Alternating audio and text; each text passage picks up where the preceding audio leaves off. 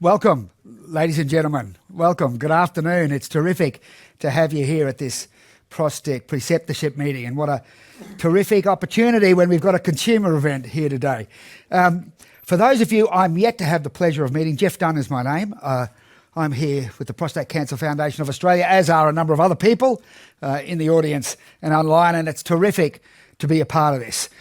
First up, please let me acknowledge the traditional owners of the country upon which we meet. The Wurundjeri people of the Kulin Nation, to their elders past, present and emerging, and acknowledging any elders who may well be with us today.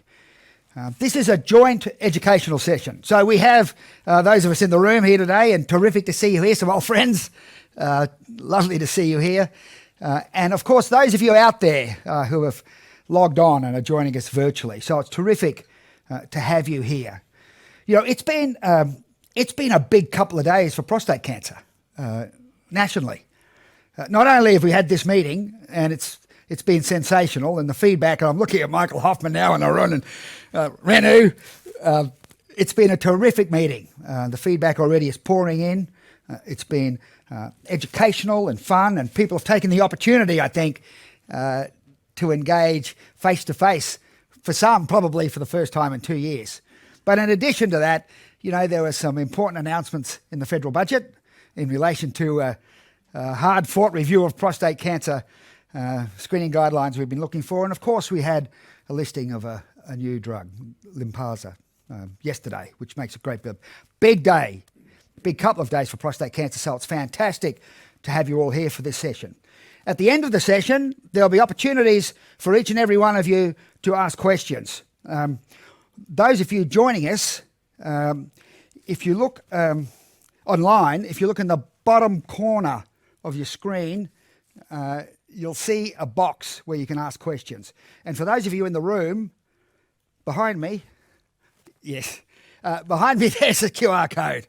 You'll have opportunities throughout the session to actually log your questions that we can put to the panel later on during this session. And we have a star-studded panel. We have leaders from, you know, in relation to this sort of stuff from around the world, and they're Australian, which is terrific to see.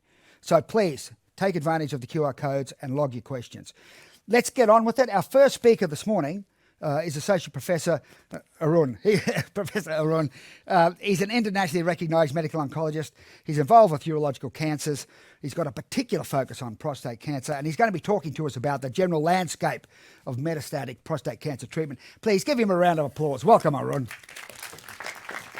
Thanks, Jeff. Very pleased to be here, and it's a real thank you for the invitation from the organising committee. So let me just move forward. Let's go back one slide. So I've been tasked with giving a short presentation on the general landscape of treatment for metastatic prostate cancer. So I won't make this a data-heavy presentation, but just trying to give you an overview of the treatment and where lutetium fits in, as well as the other treatments. And Jeff's already mentioned it's been a big couple of days for prostate cancer with olaparib or Lynparza approved, reimbursed from April 1st for BRCA mutated prostate cancer, which is also great news. So this first slide just sort of shows the disease continuum in prostate cancer. It's important to understand this because every man who fits within this box with all these different disease states has prostate cancer, but this is a very disparate group of patients. And so you can see on the left of the screen as you look at it, there are men with localized prostate cancer. And that's actually in Australia where we have PSA testing.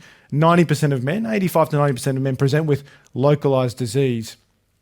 And for those men, the treatment is surgery and or radiotherapy.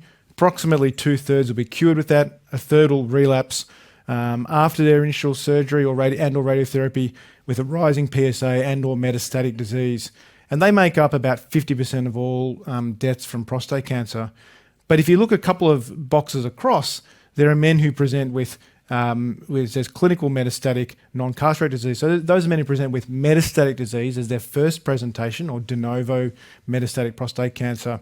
And they're an important group because they make up 50% of all deaths from prostate cancer. So they're clearly disproportionately contributing to dying from the disease. And actually, if you look at it from a global perspective, if in Western countries where there is PSA testing, this is the split between localized and in initial presentation with localized versus metastatic disease. But if you look even within our own geographical region, the Asia Pacific region, there are countries where it's the actual opposite, where you'll see men, 90% of men will present with metastatic disease, and only a small percentage present with localized disease. But whether you present with metastatic disease initially or whether you have localized disease and then relapse, eventually, the management, essentially involves androgen deprivation therapy or testosterone lowering therapy. And that's been the mainstay of treatment for metastatic or advanced prostate cancer for decades. In fact, the Charles Huggins, the man who discovered that link between testosterone and prostate cancer, made the discoveries in the 1940s and won the Nobel Prize for Medicine in 1960.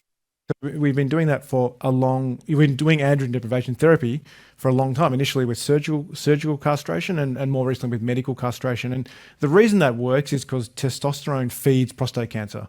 And so when you lower testosterone production made by the testes, there is a clear oncological benefit. And the vast majority of men will get a significant reduction in their PSA and improvement in symptoms and improvement in scans. And if only it was that simple. But of course, prostate cancer, like all cancers, is a dynamic target. It's a moving beast.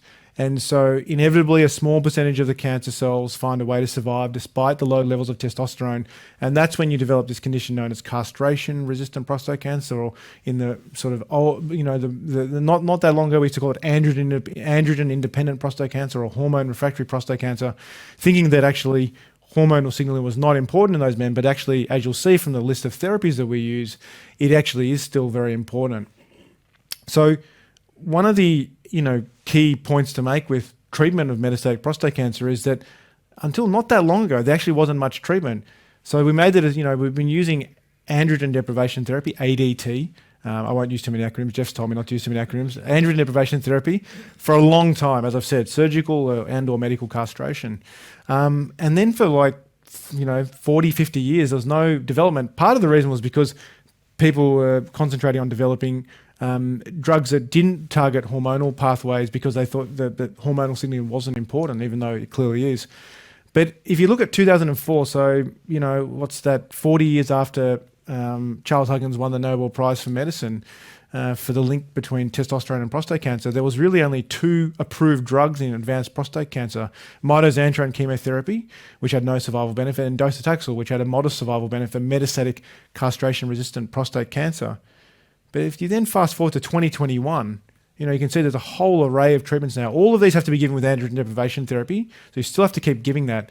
But if you look at all the different disease states, which I've circled there for metastatic hormone-sensitive prostate cancer, when you're first diagnosed with metastatic disease, there's now 4 approved drugs in that setting, and there'll be another one. Darolutamide will also get approved eventually, and so there'll be another drug there. But there's docetaxel chemotherapy, and then 3 different hormonal agents: abiraterone, enzalutamide, and apalutamide. And I'm not showing any data here because I don't want to show lots of these Kaplan-Meier curves and get people befuddled by data. But the absolute benefit from adding in drugs in that setting when you're first diagnosed with metastatic prostate cancer is really marked. I mean, there's a major, major difference.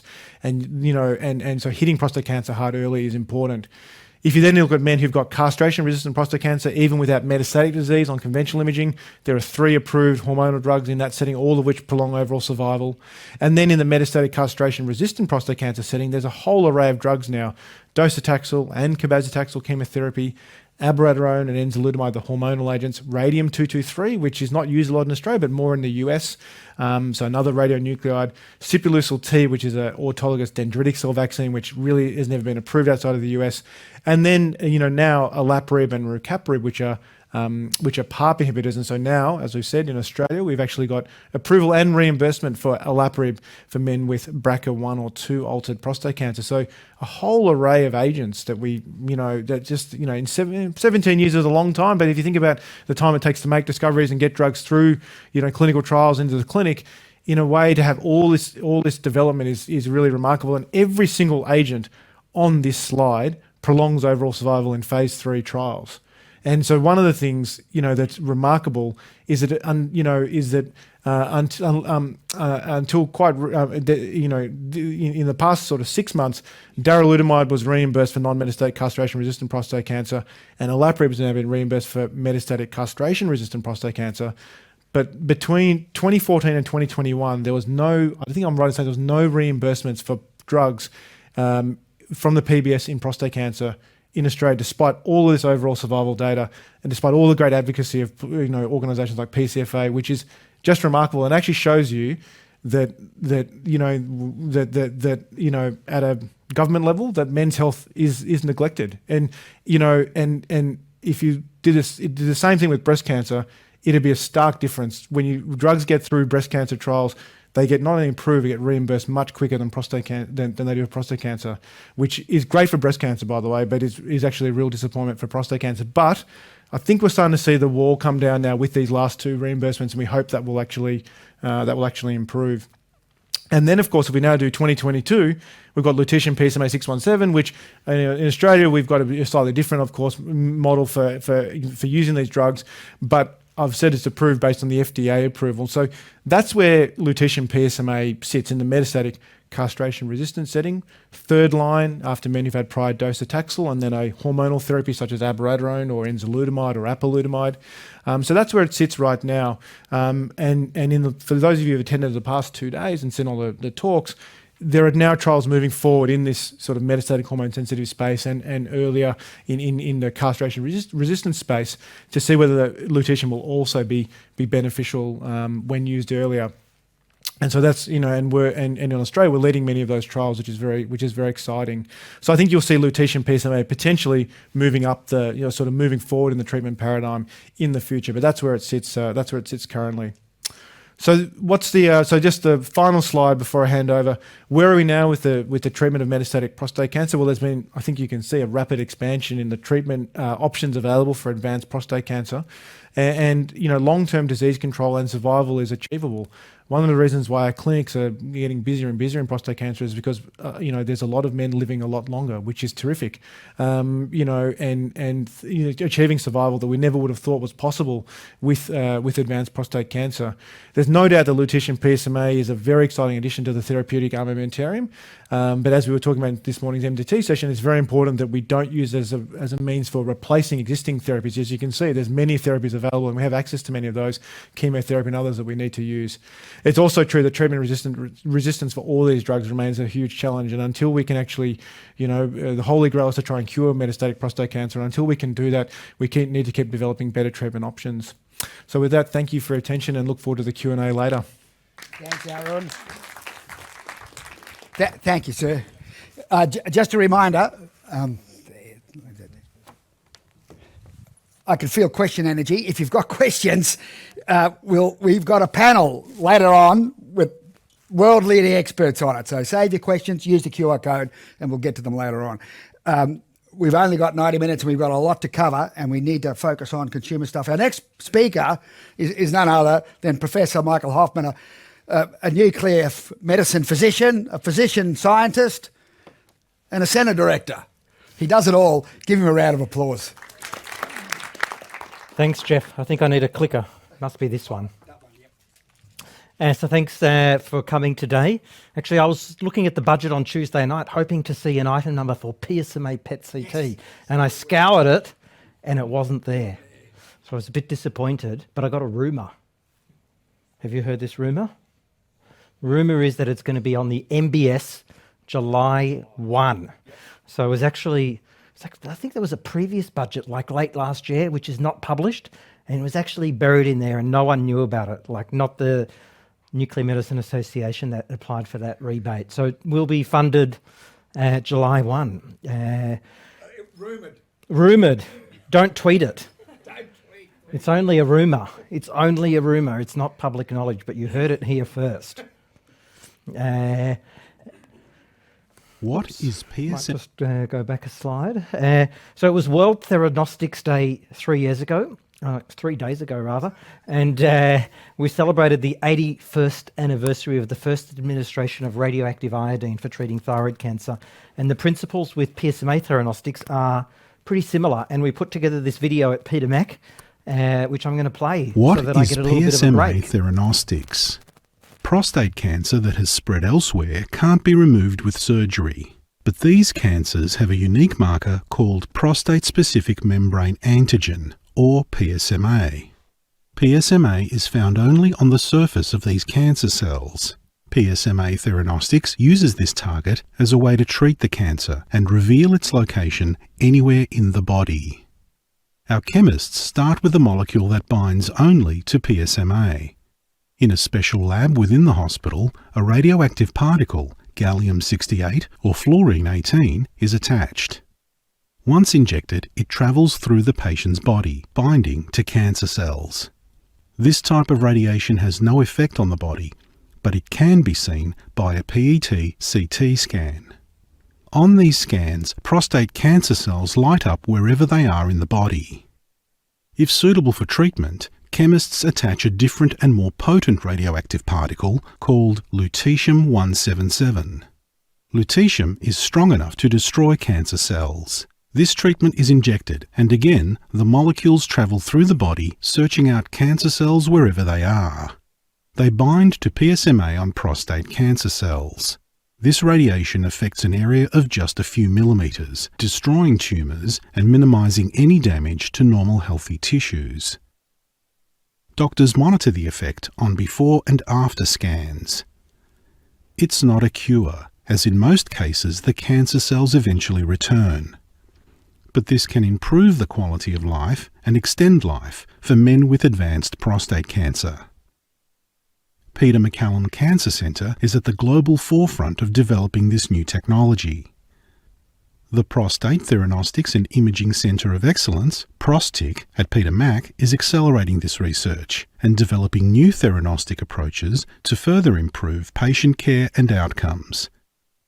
ProsTIC is also made possible with generous support from the Prostate Cancer Foundation.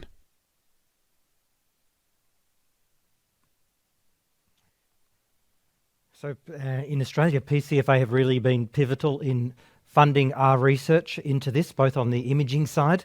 PCFA, together with Movember, funded the PRO-PSMA study, which was an imaging study looking at PSMA PET for staging men with newly diagnosed prostate cancer.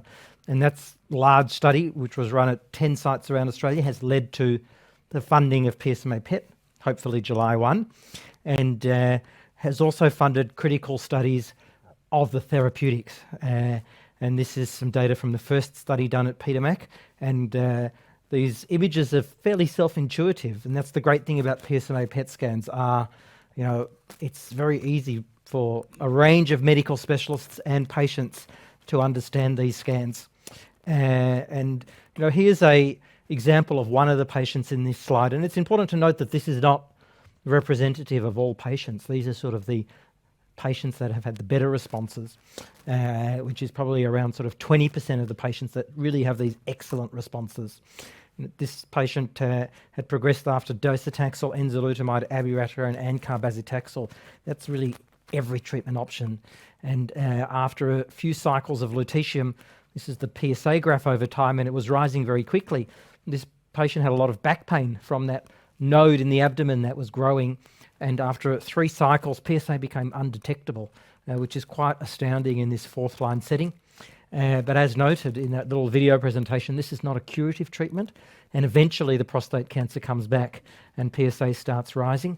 But in this particular individual, you can see every time it progressed, we could give more lutetium. And we've given up to 12 cycles of lutetium in some men. And if you look at the x-axis, we're out to sort of 4.5, 5 years, which is pretty extraordinary in that fourth line setting. So this is a real life-prolonging therapy in some men. So our next focus is on getting lutetium PSMA funded in Australia, now that we have the imaging agent funded. It's a really personalised treatment. Unlike chemotherapy or even novel anti-androgen treatment, we can do 2 scans and really work out whether you're ideal for this treatment or not. So in red is disease that we can't target. That's disease that does not have that PSMA receptor expression. And this is someone who we would unfortunately turn away from the treatment and say, look, you're not suitable, but at least we don't subject you to coming into hospital to have another futile treatment, only to tell you 2 months later, the treatment's not working and you may have side effects from it, we can tell upfront that we can't target all the sites of disease. There have been 2 big trials around the globe published last year, and one is an Australian trial supported by PCFA called the Therapy Trial. This was run at 11 hospitals all around Australia, every state, and Novartis has also done a big global study, and this has led to FDA approval in the US of PSMA 617 only last week. And we hope our own therapy study will lead to funding and reimbursement and greater availability in Australia. This trial compared lutetium PSMA to chemotherapy, carbazitaxel, and I won't go through all the results, but the headline result is that PSA reduction over 50%, occurring in 66% of men having lutetium compared to 37% of men with carbazitaxel. So that's a pretty big difference. But even better, the treatment's really well tolerated, had much less side effects than carbazitaxel chemotherapy. So at Peter Mac, I'm proud to lead this Centre of Excellence, and we've got 3 main aims. One is to increase the number of clinical trials we run, because it's clinical trials that really leads to practice change and government funding new things. So we've got about 10 PSMA therapy and imaging trials open at Peter Mac today.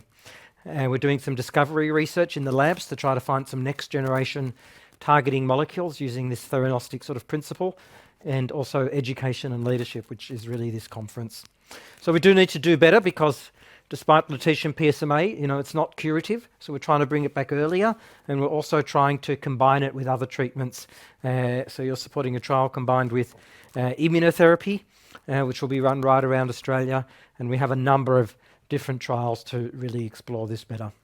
So we've got a great network of nuclear medicine professionals working with nuclear medicine, medical oncology, urology, radiation oncology, clinical trial staff all around Australia, and it feeds into a real international network of researchers. Declan Murphy and myself and Ian Davis are going to this advanced prostate cancer consensus meeting in Switzerland in about 3 weeks' time. So I'd like to thank everyone for their attention, and hand it back to Jeff. Thanks, Michael.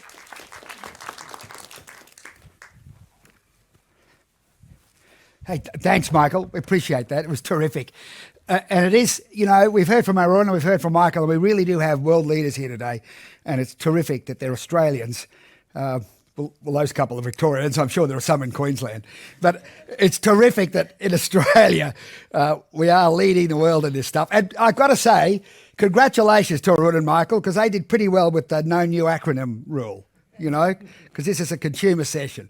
I'm just hoping Sally Sara can live up to that benchmark. Our third speaker, who will be known to many of you, is Sally Sara, who is the Director of Nursing at the Prostate Cancer Foundation of Australia. She's been in that role for some years now. She's doing a fantastic job and has been expanding the program. She's going to spend a bit of time talking with us this afternoon as well. So, Sal, take it away. Thank you. I'd like to start by thanking the ProsTIC Organising Committee for involving us today. We're really delighted to be here. And I'd also like to welcome all of the consumers in the audience, both face-to-face and online. And we're delighted to see members of our prostate cancer community in Melbourne come out today, and really you are indeed our VIPs for this meeting.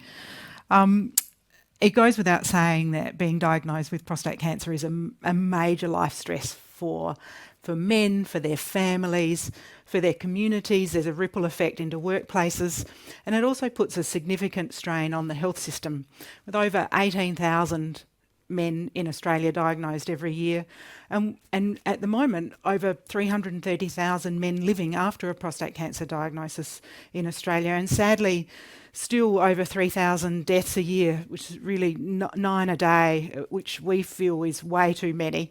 And living in regional areas, the risk of death from prostate cancer is 24% higher than metropolitan counterparts. And having said that, though, there's been great advances in the 5-year survival rate. You can see there, back in 1987, the 5-year survival rate for prostate cancer was 60%. So I started nursing in 1987, 35 years ago, and I remember men were diagnosed late. and it wasn't good. And here we are 35 years later, and we have a 5-year relative survival rate of 95%. So men in general are living much, much longer, but an issue for us is that they're not necessarily living well, and that's very much a part of the focus we have at PCFA. So our vision at PCFA is that no man in the future will die of prostate cancer, and the men and families will get the support that they need. So how will we do that? Well, we do that through research and through information, support, education and advocacy, which is the title of the presentation today. So we now have 100 prostate cancer specialist nurses working across Australia in every state and territory. 95 are based at health centres, treating centres around Australia, and then we have our own smaller team of tele-nurses, trained prostate cancer nurses on the phone. We also have a national peer support program across Australia and a very strong social media network. We have 30,000 Facebook followers and a major focus on advocacy, both at individual level and then locally, state and national level. We've recently put in submissions to the Australian Cancer Plan. We've been involved in a review of the Australian Medicines Policy, and we're really committed to timely and equitable access to health services and treatments. And we lobby really hard for tests and treatments and drugs to be listed on the Pharmaceutical and Medical Benefit Scheme. And yes, we have had some success this week, and we're delighted with that. Also, as Jeff has said, there was news in the federal budget Tuesday night funding for a review of the PSA testing guidelines in Australia, which is much longed for and overdue, and I know all of us at PCFA can't wait to get cracking on that project. In terms of the nursing program, which I'm very proud to lead, we started that 10 years ago with 12 nurses in a pilot program. One of those positions, we have a nurse in the audience today who's working in one of those original positions in 2012, seeing Carla there, and to now where we have 100. So really, in essence, we've doubled the program just in the last 2 years. And 12 months ago, we were really proud to launch our telenursing service as well. So in the last 12 months across Australia, our site-based nurses had 100,000 occasions of contact with men with prostate cancer, and 20,000 of those were with men new to the prostate cancer nursing service. With the telenursing program set up, we have a number of nurses who are on the phones Monday to Friday. It's free, confidential, accessible for hearing impaired. We have translation services available. And that's 12 months old now, that program. And in that 12 months, we've helped 1,200 individual callers on 3,500 occasions. So, and we've already brought more nurses into that program. And I'd encourage any of you who have any questions in relation to prostate cancer to give us a call on the 1-800 number listed there Monday to Friday. We have calls from daughters, from sons, from partners, from community members, from other healthcare professionals. And since we've started, though, we've been really pleased to see that 70% of the callers that come through are from men diagnosed with prostate cancer themselves. So we're really proud to know that men are feeling comfortable to give us a call and talk to someone on the phone about their concerns. We've also noted, though, in that first 12 months that 1 in every 2 callers coming through is distressed. We have a screen we do, and we are seeing high numbers of callers in distress. And on the back of that, we're working really hard to set up a new service, a prostate cancer counselling service at PCFA, and that we're hoping to get that online fairly soon. That service will be staffed by trained nurse counsellors and a registered psychologist. So watch out for that. It's not too far away, and we'll be very proud to release news about that program. In terms of peer support programs, we have a national prostate cancer support group program, over 130 groups, and it's growing. In the last 12 months, there's been 6 new groups come online, which is great. Considering COVID and everything else, to have 6 new groups form, we've been delighted. And I know that there are quite a few of you in the audience today and online from local Victorian-based support groups and the wider network. We have a lot of information on our website, and you can access support groups through our website. You can put a postcode in, find out if you've got a support group locally, and our prostate cancer nursing service refer a lot of callers through to support groups as well. We also proudly launched another program in the last 12 months or so called Mates Connect, and that's a program where men can call and ask to speak to another man who's had a similar prostate cancer experience to them. So we have quite a few callers coming through from men newly diagnosed who've been offered multiple treatment options and need to make a decision. You can call this number and we can put you in touch with a man who's had a similar treatment type to the one you're looking for. And that's really growing. And you can access that by giving us a call on our 1-800 number as well, or through our website, where there's an online form and an email address. And for those who may not have yet, I'd encourage you to join our online community. The website's on the screen. We've got 6,000 members in that online community. It's a closed group. You have to register to join.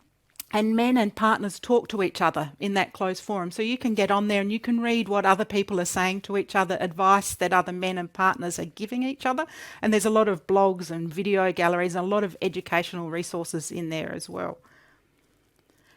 In terms of information and education, well, certainly our workforce of 100 nurses play a huge role in terms of education around different treatment options and types and side effect management. But we also have 15 booklets that we published last year, both in terms of general information about prostate cancer and more topic specific. Again, you can access those through our website or give us a call and we can post them out to you. At the moment, we're having those 15 booklets translated into the top 8 languages other than English spoken in Australia, and they'll be available to download in all of those languages shortly as well. We publish a Blue Sky News magazine, which has Jeff's smiling face on the front of every copy. And we have an electronic newsletter that goes out monthly. If you'd like to receive those, please contact us. And we engage regularly with local and national media organisations promoting prostate cancer awareness and education and the advocacy work we're doing. We also provide information to healthcare professionals, and on the screen you'll see a copy of our recently updated psychosocial care model for men with prostate cancer, which is a really essential guide for healthcare professionals. It describes a gold standard approach to providing quality psychological care to men with prostate cancer. And this is one of the critical evidence-based survivorship pieces that is found within our prostate cancer survivorship essentials framework, which is a major piece of work. It was developed by an expert clinical and community group. It provides guidance to healthcare professionals, government cancer agencies and to consumers to address survivorship issues and needs for men and their families. As you can see, it's got 6 essential components. So care coordination, shared management of care, health promotion advocacy is a big one, vigilance and the use of evidence-based interventions, and personal agency. And you'll see personal agencies in the middle of that circle, which is exactly where it should be. The person is the centre of everything. And where people are dealing with prostate cancer, they are self-aware of their needs and are empowered to seek assistance where it's required. And we support the building of the knowledge, skills and the confidence to take steps for men to manage their own health situation. And we're working really hard to make sure this essentials framework underpins all the programs and services that we deliver at PCFA. In terms of our advocacy priorities for 2022, well, we're already 3 months in, and all of us are passionately working towards achieving these priorities for this year. Number 1 was the review of the clinical practice guidelines for PSA testing, and as I've just said, we're delighted to have ticked that one this week. In terms of funding, though, there is a lot of work to do behind it. We're looking also to double the funding for prostate cancer research in Australia, working really hard towards closing that gap in survival rates and saving lives. We're looking to invest in targeted awareness campaigns and activities to reach those at higher risk, including young Australian men who may be at 2 to 5 times the risk of prostate cancer due to their family history. We're looking to adopt the PCFA, the Prostate Cancer Survivorship Essentials Framework, into routine practice across Australia to improve the quality of life and survivorship outcomes. And finally, we're looking to expand the data collection practices to capture population-wide measures on staging, treatment and survivorship outcomes. So in closing, I'd just like to reinforce that we exist for you, the prostate cancer community, and we stand ready to help in any way we can. Please make contact with us for support, for information, education, resources and advocacy work. We can link you up with specialist nurses, we can link you up with support groups and also other organisations who, like us, provide services and education and will advocate for you as well. And stay tuned, please stay tuned for our counselling service because that's coming soon as well. And thank you. Thanks, Sal.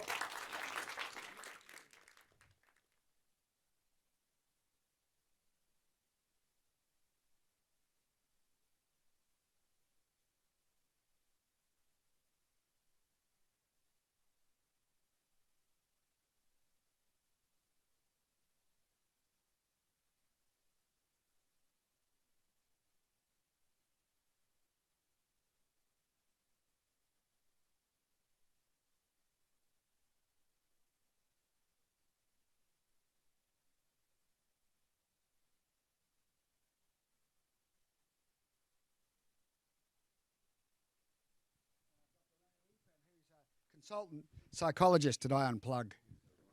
Yeah. I think I sat. Urologist. No, sorry. I've broken my microphone. Sorry. And then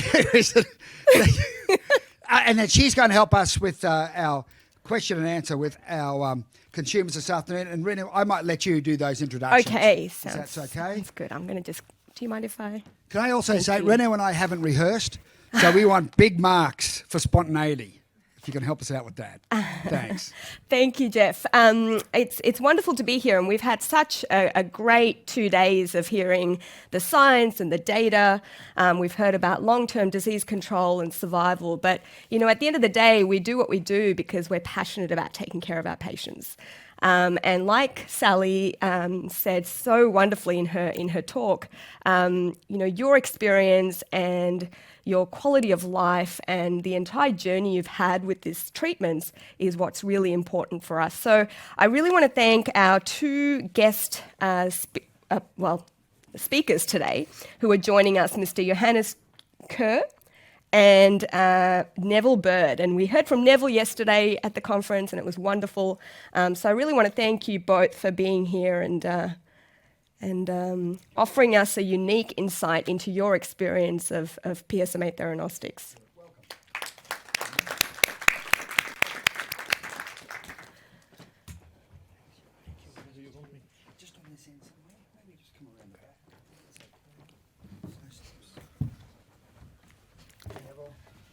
All right. Which one? You can have a seat there, Johannes. Yeah. Just come on in next to Johannes, maybe.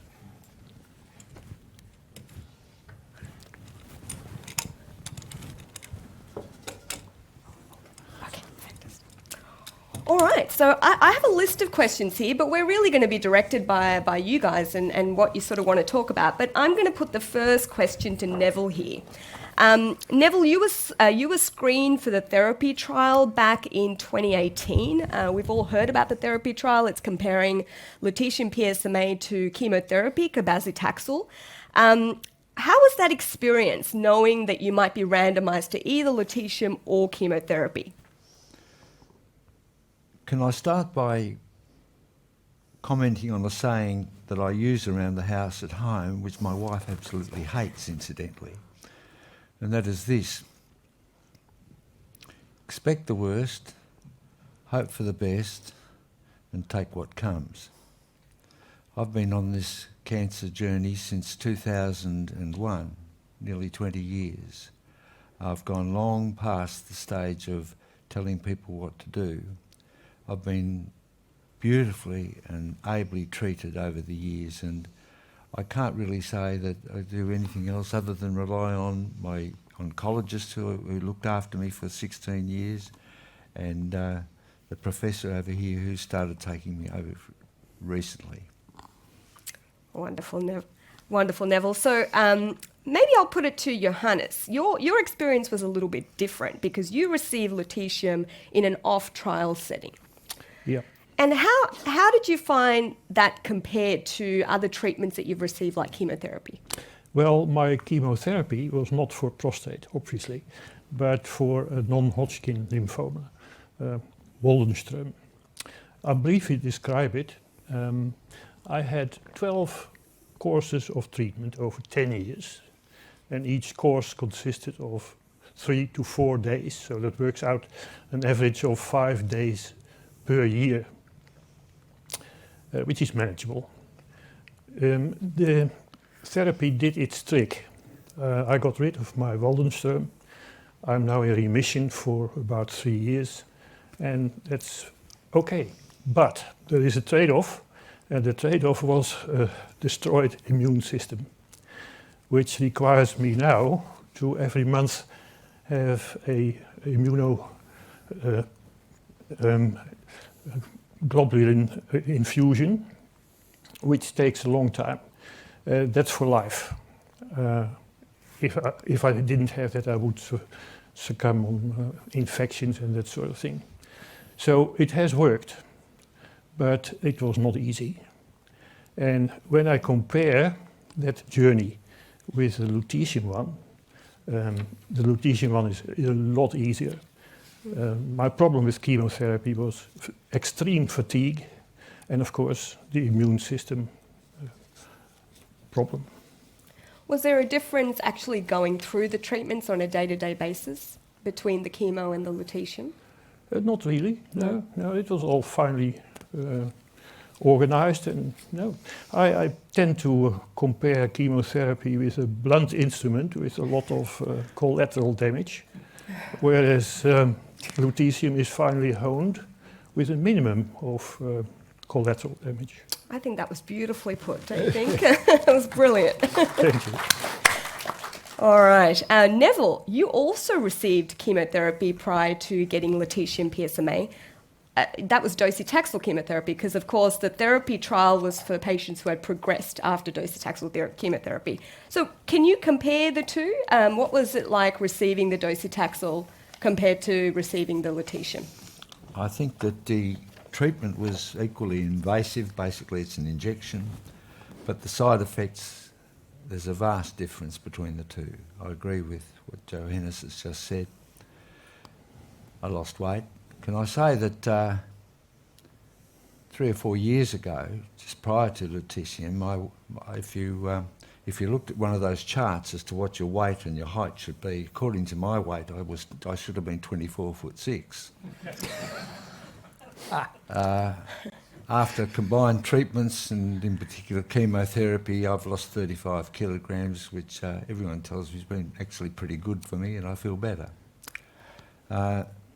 So yes, the basic differences with lutetium is for me was the side effect of loss of taste, an offensive taste and a dryness in the mouth, but apart from that, nothing in the same range as the side effects of chemo.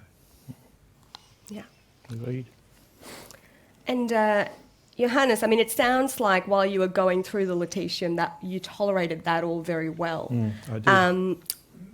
How has it, since you've had the treatment, how has it sort of affected you in your everyday life? Or you could even talk to us about how your everyday life was affected by going through the treatments. Yeah, the short answer is not a lot. No, it was made very clear to me that lutetium treatment would not cure me, but it would slow down the progression of the disease, and that's worth it, because although my PSA is very high, I have no symptoms whatsoever, no bone pain, nothing. So that's a strong incentive to go on with this treatment as far as I'm concerned. I've had 7 treatments now. After the first 5, there was a pause of a couple of months. And during that time, the PSA steadily dropped until very abruptly it went up very steeply. So treatment resumed. That's where I am now. I'm now on the second treatment of the second phase.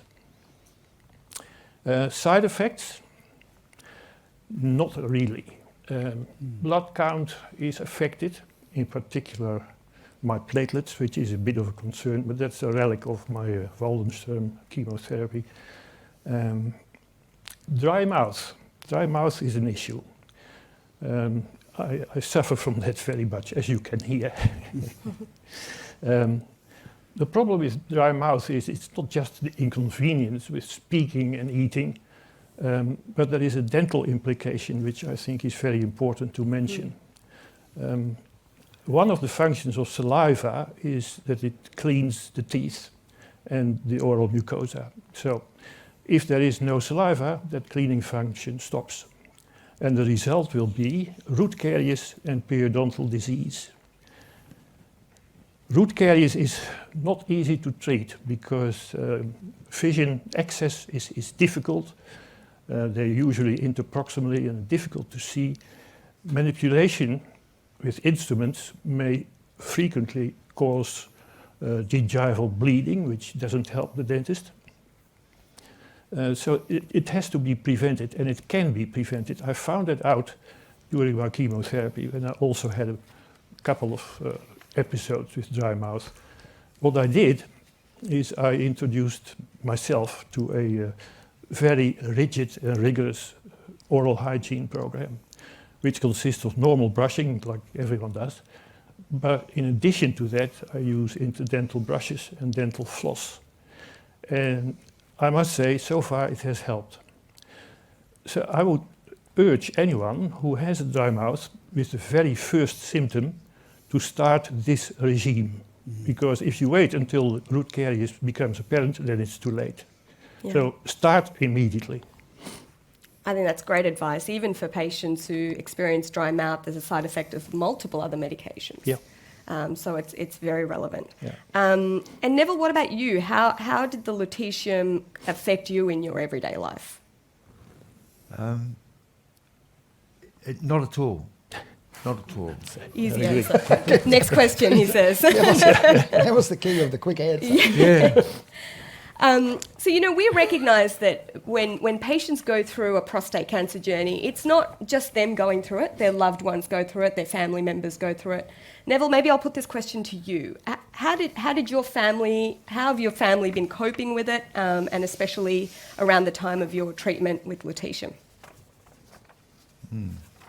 That wasn't on the list. I went off script. I went off script. Is that allowed? Yes, he's gone off script. I don't mind talking about my wife's involvement.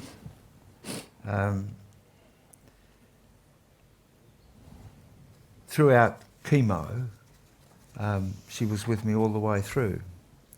And after seeing my 3-monthly, my oncologist, we'd usually come out of the centre, drive around the corner and pull the car into the side, into a parking bay. And we might well up at that stage. But we'd sit there and we'd talk it through, and that was the end of it. We'd get out and say, let's get on with it. And that would be my advice to people having been diagnosed with this illness. As I said, I was first diagnosed in 2001. And at one stage, when I was drinking heavily, possibly even gambling, my wife said to me, why don't we leave the city and we go down to the holiday house at Anglesey, which we did, and I had a fresh start. And my wife these days, and throughout treatment, she's been not far from my side. Even yesterday, when I was bulldozed, no, not bulldozed, into being one of the speakers yesterday, she was there. And she was part of the journey. We both have learnt to marvel at the technology of it. We've both learnt how to answer when people ring us for advice. As a barrister, I have a propensity, like a lot of barristers, for exaggeration. She's more balanced and level-headed in giving advice, and particularly judging from the last speaker, there are people out there. There are people there out there who I could name a dozen of my mates straight off who don't know of your involvement, Sally, and who I will now include in my advice as to what I say to people. And yeah, I think that's about that was. Thank you for giving us that insight. And Neville, you still run your own business, is that right? Yes, I was. I've been right up until the last week or so. I'm starting to slow down a little bit, but yes, I find that the lutetium treatment did not in any way interrupt with my work. It did not interrupt with my recreational life, although a loss of taste and an offensive taste in my mouth, I suppose, was a serious defect, particularly for someone who was once the Secretary of the Victorian Wine and Food Society. Amazing. Johannes, when we, the ability to see what we treat with lutetium PSMA is really quite a unique aspect of this type of treatment. But, we marvel at these scans, but it can be quite confronting when it's your body up there. Yeah, it your is. scan.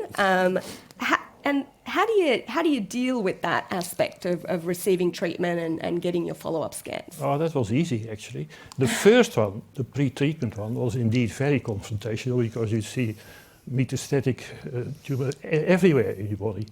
But after after each subsequent treatment, the initial one is compared with the one after treatment, and you see the result. It is very encouraging. Yeah, I think it should be kept. Yeah. And Neville, sometime after receiving the treatment on the therapy trial, your cancer did progress, and you had to weigh up your next treatment options. Can you tell us about that experience and how you dealt with that?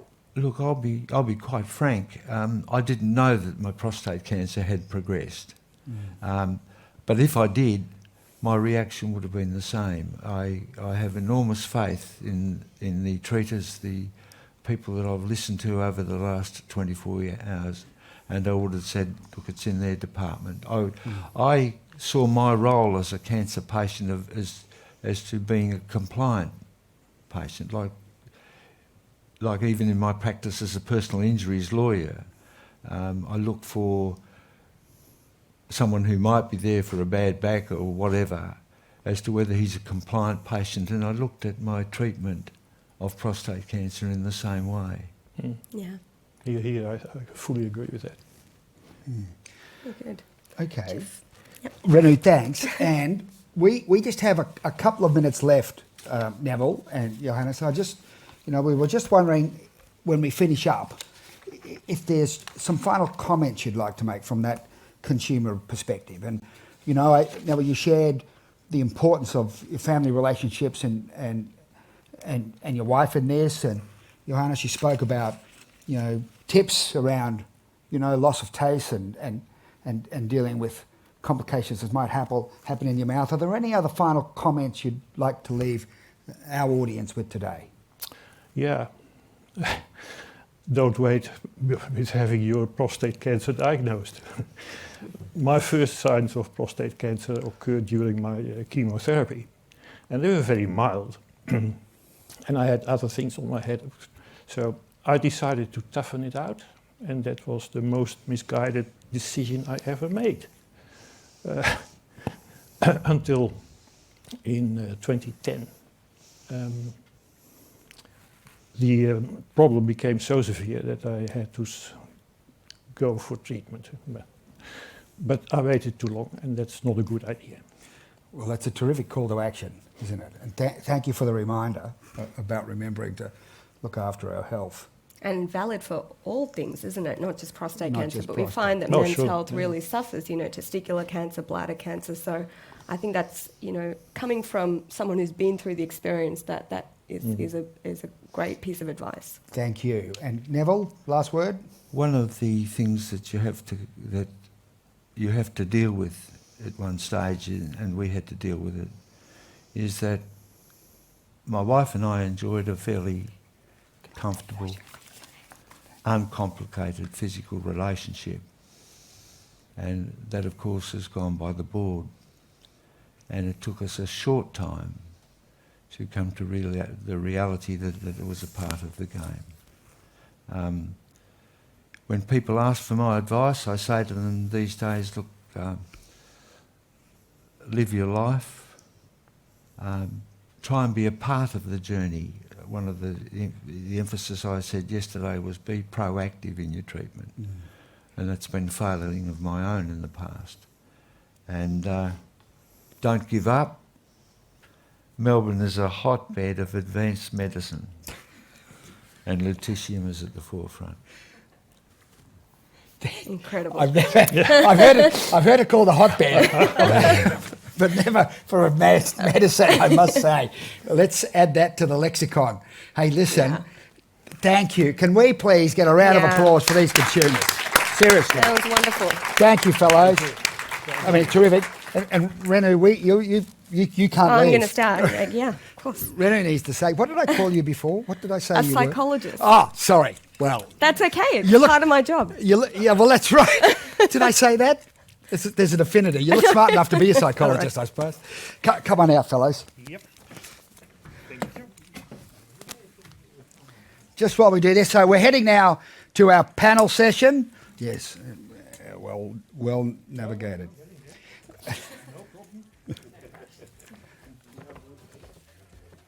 Thank you.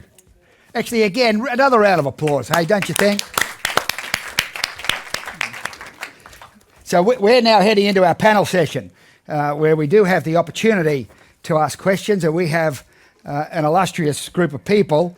Our favourite consultant urologist, who also dabbles in psychology, I've been told. I dabble a little bit, yeah.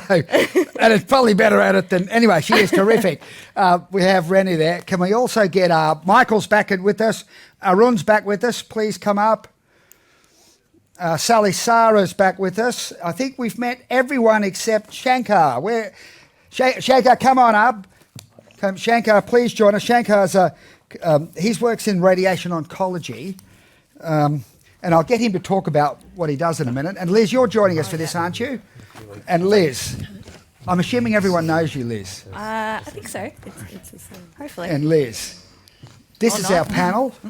My name's Liz. I work at Peter MacCallum Cancer Centre. That's right.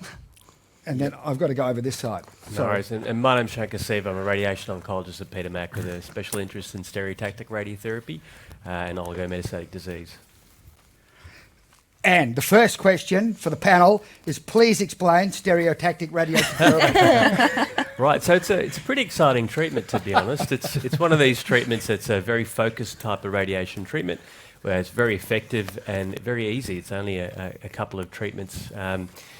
Patients drive themselves in and out, totally non-invasive. We might be able to cure some men. So at the moment you've got two forms of curative treatment. It's surgery or external beam radiation.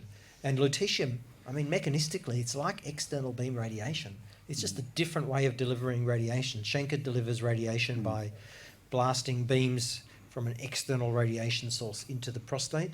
And here we're giving an intravenous injection of radiation, and it's finding its way to the prostate cancer. And we do know that in some selected men with really high PSMA expression, we can probably get doses higher than external beam. And it's really targeted.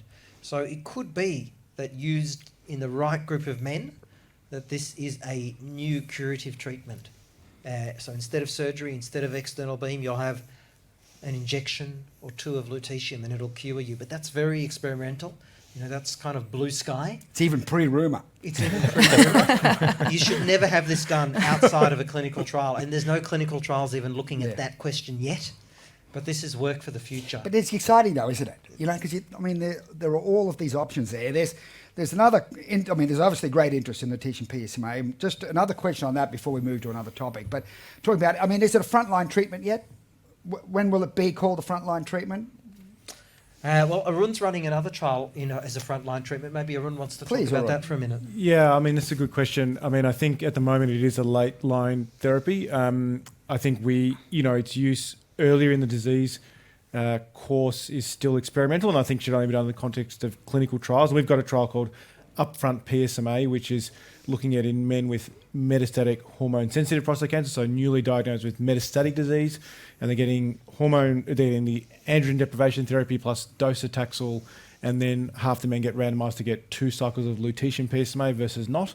That's because the standard of care is the androgen deprivation therapy plus docetaxel, so we're trying to see if we can improve efficacy or effectiveness of treatment in that way. So I think trials like that will help answer the question. We also, another Australian trial, ENZA-P, which Louise Emmett is the principal investigator for, ANZUP sponsored study, is looking at enzalutamide plus or minus lutetium PSMA for first-line metastatic castration-resistant prostate cancer, so bring it forward also from where it is currently. So I think when trials like that read out, and there are some Novartis industry-sponsored trials in the same space, which are larger global trials, I think when these trials read out over the next few years, we'll answer the question of whether these are upfront frontline therapies. Fantastic. Michael? Look, I think there's always a temptation. What was the line you used? The hotbed of medical... Acute hotbed, what? Technology. Neville, hotbed of medical technologies. Yeah. There's always a temptation. That's right. Yeah, actually, it is a bit warm up here. There's always a temptation when we look at, we show some of our images and they look very fancy. There's always a temptation to say, look, I don't want to wait for the results of the trials. I want to take the risk. I don't want the standard treatment. I don't want the chemotherapy. I don't even want the hormone treatment. Just give me the lutetium. Yeah. And it's the wrong thing to do because we've got really good quality evidence that these other treatments are life prolonging, and we could do the studies of lutetium early on and show that it's quite inferior. That's quite a possible outcome. And until we have that evidence, we should stick with the tried and tested treatments that we know will prolong your life. It's the wrong thing to do. And some men will fly overseas to access the treatment against medical advice, and it's really the wrong thing to do. It's okay to do it as part of a clinical trial where it's really being tested very carefully and really, really well thought through. But otherwise, my advice would be stick to the standard of care treatments and only use experimental treatments when you've exhausted those other standard of care And there can be a options. bit of confusion because in a lot of other cancers like breast cancer and bowel cancer, people will have chemotherapy, radiotherapy, and then have surgery. But that hasn't worked so far for prostate cancer. So that's why we're still studying this whole spectrum of if it even works. But that's so true. And I'm just going to pick up now. We'll just take a quick little departure from direct questions on lutetium. But, wonderful new technology. It's like Star Wars, isn't it? It's just fantastic. But, and Michael's just, admonished us quite correctly about remembering there are tried and trusted and true treatments. And, we have a urologist as well as a stereotactic radiologist. Can you perhaps, Renu or Shankar or Sally or Liz, just about, the importance of multidisciplinary teams now when you've got such new technologies coming on and about the communication between professionals? Consumers can sometimes find that a challenge. I mean, from your experience, where is that now? Yeah, I mean, I at Peter Mac, this is something we value very highly, is that multidisciplinary involvement. As surgeons, we see a lot of prostate cancer right at the outset. We get, they're sent to us by GPs, people come and see us. And, we sort of have to make a judgment call. Is surgery appropriate for these patients? Are there other treatments that are available? Are there any clinical trials that this patient would be eligible for?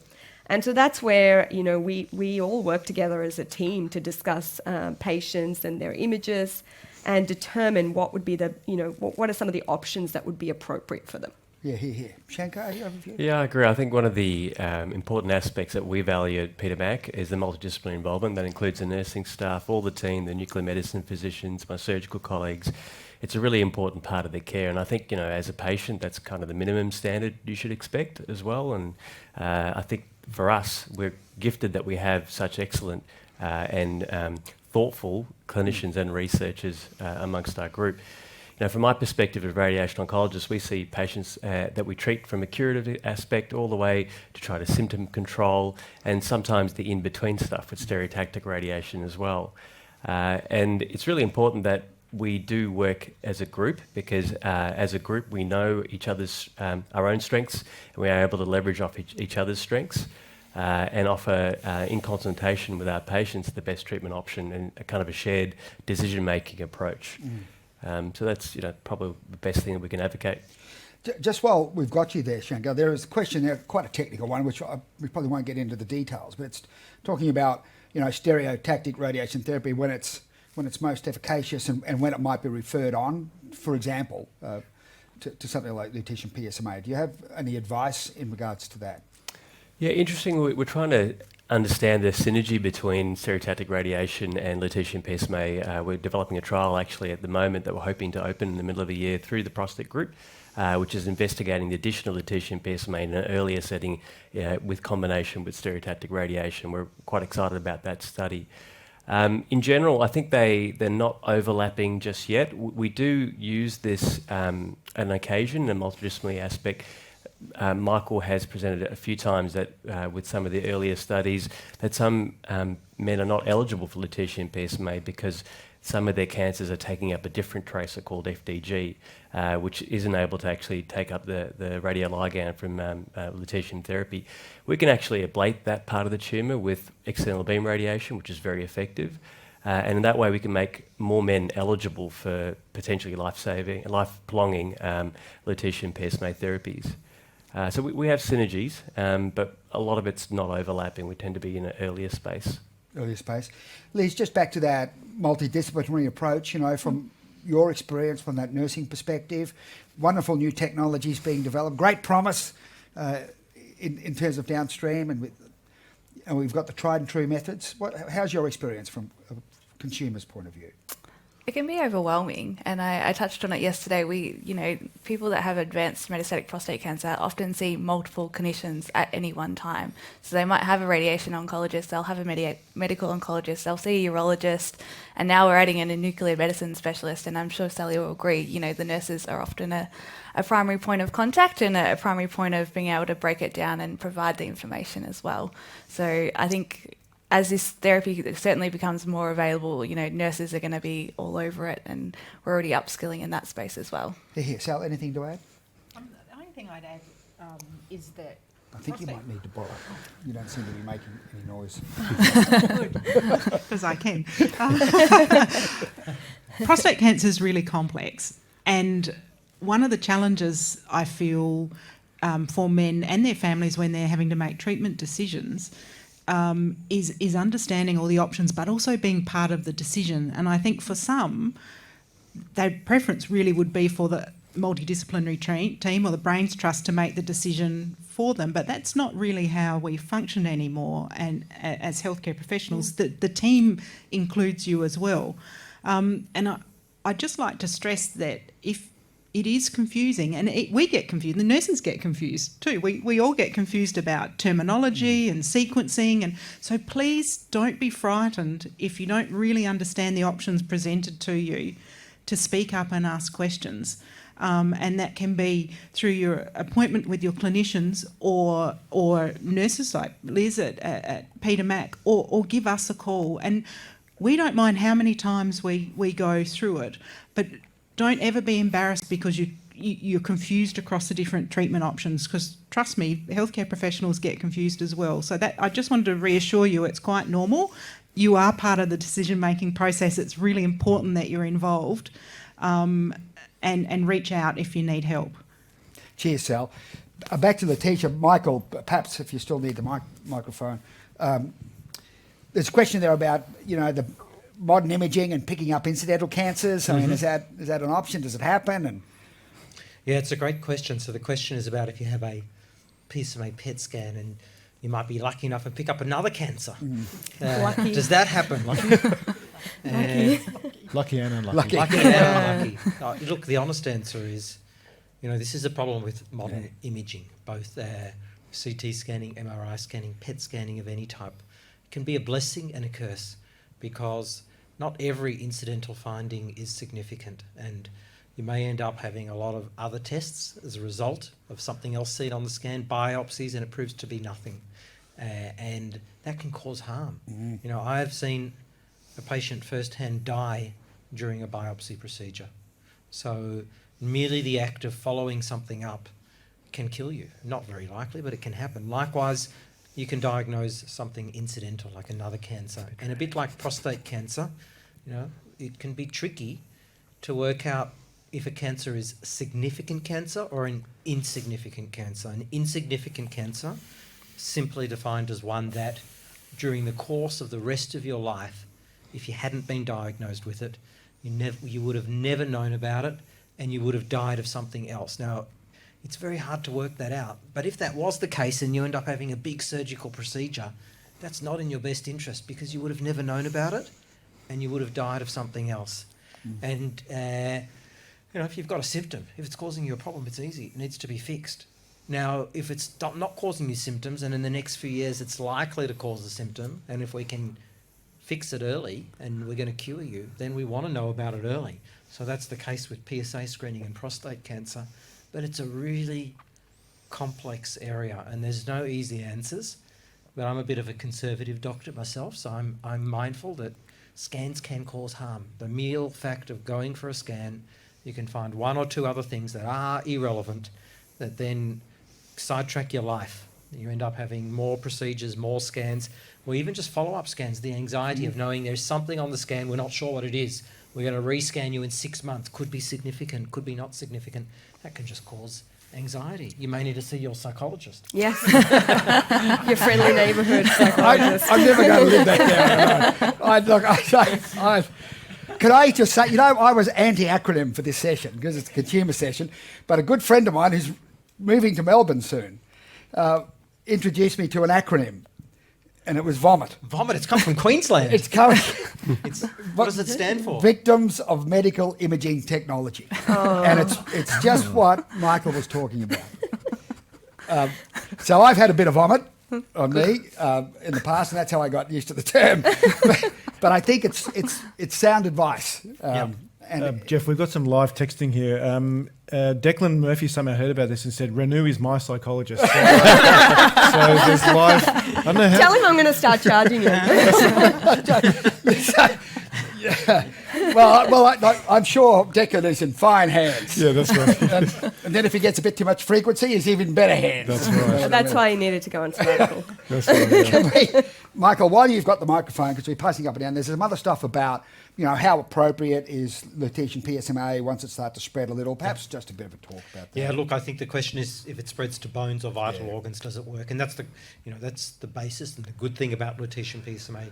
It's an intravenous injection. It travels all around the body and will get taken up very precisely wherever the prostate cancer has spread to. So in that way, it can be quite miraculous. In the 2-day event this week, we talked about a patient who had brain metastases. Now that sounds really bad. When the prostate cancer spread to your brain, that's not very common, but we've had a few patients and the lutetium has been even very effective when it's spread to the brain. So we see it pretty much spreading to every organ. You can name the organ: lung, liver, adrenal gland, and can be useful in all these settings. Here. And look, another question's come up, and it's timely and challenging, given some of the earlier comments we spoke about recent listings and what's happened in terms of budgets. But there is a question arrived about cost. Of Lutetium PSMA. It's a really good question. So this is an unfunded, non-reimbursed procedure in Australia at the moment. There are a few places in Australia where you can get the treatment even though it's not funded nationally. So Peter MacCallum Cancer Centre, if you're lucky enough to live in Melbourne or Tasmania, we run a service that's funded through a complex funding model. We have philanthropic funding from the US-based Prostate Cancer Foundation and our own local Peter Mac Foundation, which is a philanthropic arm of the hospital, and some state government standard sort of hospital funding. And using all these models, in our program, you will not pay for your treatment. It's delivered for free. Yep. But that's quite rare in most other places in Australia. It is available in some private centres off trial. If you can access it on a clinical trial, it will always be free as well, because that'll be a funded trial. But in other places, unfortunately, it is something that costs between sort of $6,000 to $10,000 per dose. and at 6 cycles, that can add up $60,000, and there's more costs than that, because it can be the costs of the scans at the moment aren't funded. You may be seeing a private oncologist. They're going to whack you with additional funds, so it can really add up. So we do have an application for government funding of Lutetium PSMA at the moment. It's under evaluation. It's an election campaign now, so write to your minister, ask them to fast track it and look at it. We're hopeful to have an outcome by June, July. And there's 2 types of lutetium and PSMA, and I'll just focus on that for a second. There's the Novartis product, which is PSMA 617. It's got very tight intellectual property protection.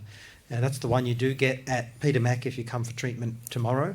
And that's, so Novartis supply us that starting product, and we get the lutetium from ANSTO predominantly, which is a nuclear reactor near Sydney, and we make it up in our hospital radiopharmacy.